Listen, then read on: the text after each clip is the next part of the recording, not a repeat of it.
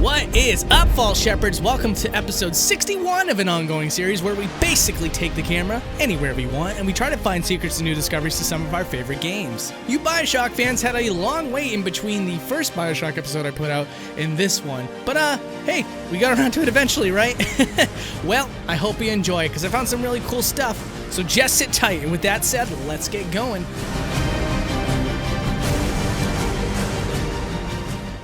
Starting at the very beginning of the game, we got ourselves a boat. You know, the boat that you actually start on. And what's interesting about this boat is that if we take the camera below the water level, we can actually see a small gray cube. And although it cannot be said absolutely, my anonymous developer source says it could have been needed in-game and visible in order to be used with the rig that it's hooked up to. And just so you guys know, a rig in 3D animation is essentially like the puppeteer controls to any 3D animated object. Now here's something that I would have missed if it weren't for a longtime boundary breaker named Digital Frontiers. He approached me on Twitter and told me about this mechanical crab that's out of view from the player at the very start of the game. And it is very likely a relic that was once intended for Bioshock Infinite, but then later scrapped by the developers.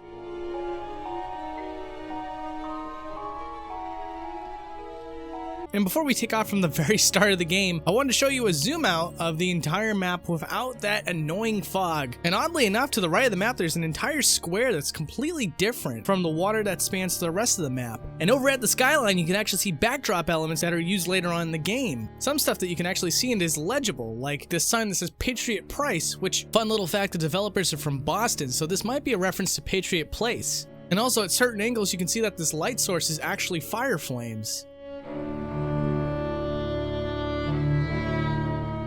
So here we see a dead body with a bullet hole through the head that has a sign that reads, "Don't disappoint us." A very effective tactic that my parents used while I was going to school. But the question is it some version of Booker? Who is it? So we gotta take the camera inside the knapsack and find out. But unfortunately, this is all one character model. So inside this knapsack, you will not find a character's head. No, instead you will only see an empty shell, which may speak to the intellectual properties of the person failing to deliver Elizabeth to begin with.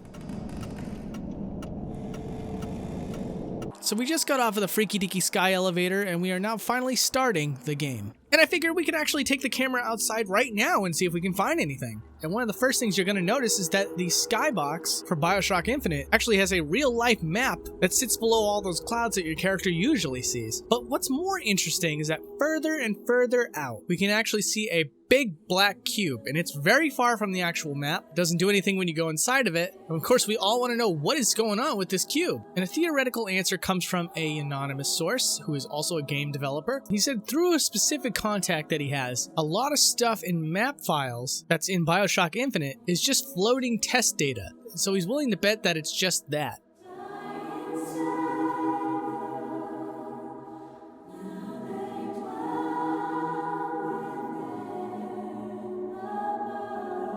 So once you make your way over to the crazy religious zealots, you'll notice that there's a little bit of a tunnel that goes all the way down that you never really get to see because what ends up happening is you end up getting drowned by the priest, and then you wake up in the respected area. But if we were to take the camera past that priest and go all the way down, we can actually see what this real environment actually looks like. And it's very similar to my Portal 2 episode, where the trap room has just a little bit of environment to kind of trick you into thinking that there's something off in the distance. It's just some grass and some trees, and then a solid colored background. In this case, it's white, but also something that's really cool is you can actually see a box that's up in the sky. And what that turns out to be is Booker's office, which you do get warped to after you interact with the priest.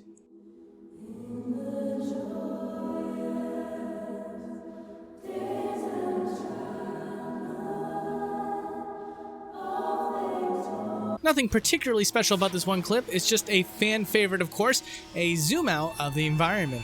And what better environment to do a zoom out of than the central hub area of Colombia? Pretty much the biggest initial selling point of this entire game before it came out.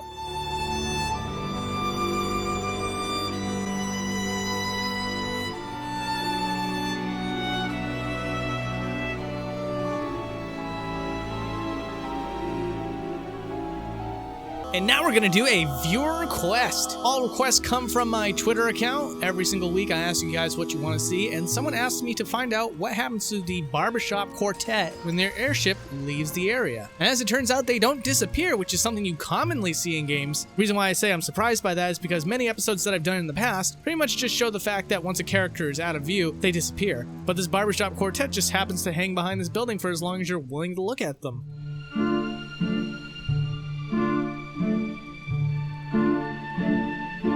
So when you finally find Elizabeth, you see her in chambers, because apparently she was a test subject. Alright, no, scratch that. I don't even care if I was right or wrong. I'm not even going to pretend to know what the story's about. But what I do know is that there's a one-way mirror in which Booker can look at Elizabeth. Now, you're not able to see where Elizabeth goes in certain scenes. That's why we're changing the perspective here. Now we can see the full room that Elizabeth runs into, which turns out she goes invisible. Hey, remember what I told you guys earlier about characters typically turning invisible once they get off screen? Well, there's one great example for you. And also, if we change the perspective before we pull the lever, we can see that Elizabeth is stuck in a pose, waiting for the scene to trigger.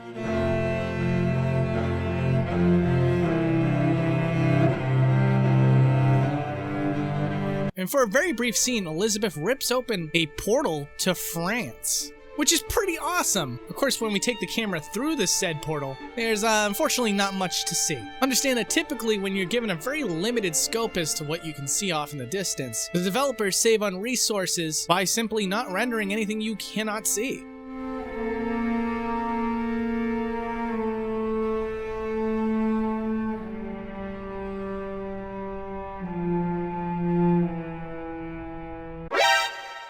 Gotta apologize, I lost the footage to what that actually was, but basically before you load the room where Elizabeth is looking outside the window, she's apparently in a T-pose and she's also missing her dress. Anywho, here's a zoom out of the giant statue in which Elizabeth is held.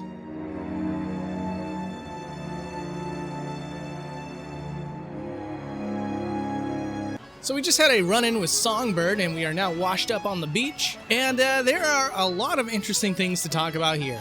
The first of which being these folks that are on top of the balconies. You're never really given a good chance to get. Alright, this is the stuff of nightmares. Nice. Add Bioshock Infinite to the list of low poly peach moments on Boundary Break. So here's something far more interesting than disturbing. If you go inside of this inaccessible portable building, you can actually see that there's objects inside of it. Inside here we got ourselves 2 tote bags with nothing inside of them.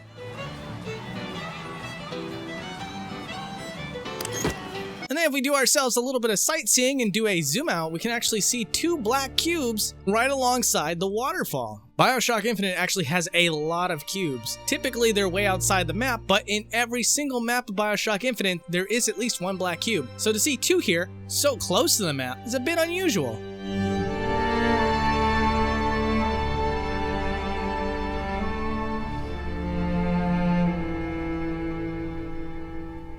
So if you walk through the game normally, you can see this amazing animation of Elizabeth dancing, and in all honesty, that looks pretty great. But what if we move over to the scene out of sequence? What ends up happening is that the triggers that tell the game to make the character start moving never happens. And because of that, you'll see a lot of characters in T-poses, as well as some weird glitchy physics on Elizabeth's dress.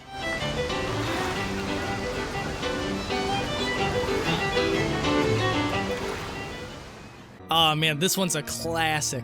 So this was another viewer request from Twitter asking what it looks like when Elizabeth is applying a bandage to Booker. Now I say this is classic because if you pay attention in every single video game, you'll notice that just about every single time the character has to change clothing into whatever, they'll change into those clothes off screen. This is because having articles of clothing actively on a character model at any given time is incredibly difficult to pull off. So normally a character's clothing is permanently fixated on the character itself. And that's why if you zoom the camera out here, you can see that the bandage just kind of snaps to Booker. This is because we've now swapped out the bloody hand model with the bandage model. What happened back there? It's not the last of it, is it? I don't know. There. Here's another discovery that I actually did not catch on my own, but was brought to my attention that it was on the cuttingroomfloor.net. Apparently, if we go through the wall here at the Good Time Club, right next to where Chen Lin's body is, we can find an unused room that was very likely meant for one of Elizabeth's tears, but at some point scrapped in the game. The The reason why the character's body is a hot pink is because it's a very common color used for when a texture is missing on a 3D object. But while this character's face still remains, at best we only got an outline of what the body used to be.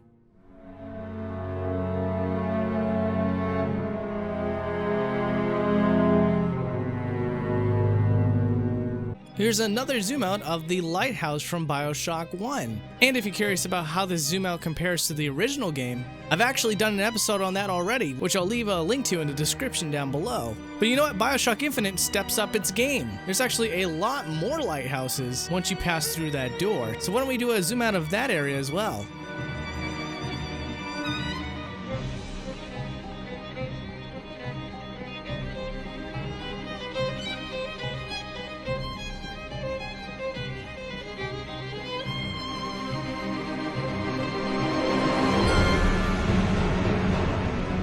So this next one was a humongous discovery. It was spotted 40 years ago, and as far as I can tell, it was originally founded by someone named NFL Street.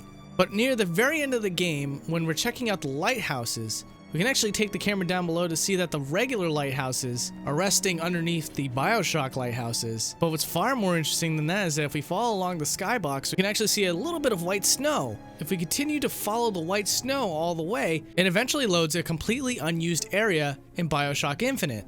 And what you'll see here is a detailed snowy mountain with an observatory. A lot of these textures were never used, and the door can actually be accessed, though it soft locks the game. And also, as you can see, the door itself has no texture, hence why it's pink. And believe it or not, there's actually 2 more areas that I never was able to find. Due to time constraints and limited tools, I couldn't invest the amount of time it would take to find it on my own. However, I'll leave links to these other 2 areas in the description down below.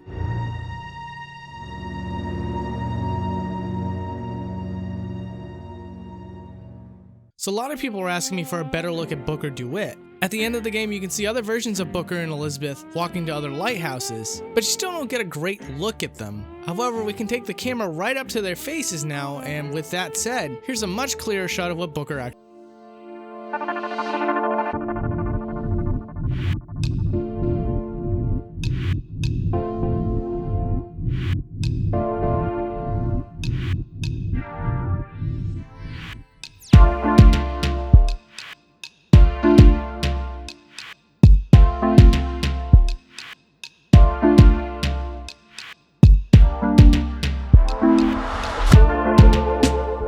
So crazy news, I actually got a hold of Ken Levine, the director of both Bioshock 1 and Infinite. And this was in response to me asking him if he wanted to be on the show or provide any insight on the stuff that I found today. Unfortunately, he got back to me 9 hours before I was going to post the episode. But there was actually a couple scenes I left out of the episode because I was running behind schedule already. So if things work out and we get some answers from the developers themselves as to why are there cubes, what's up with the unused areas, etc., I'll either do a follow-up episode or remake this episode entirely to have the extra footage in those answers.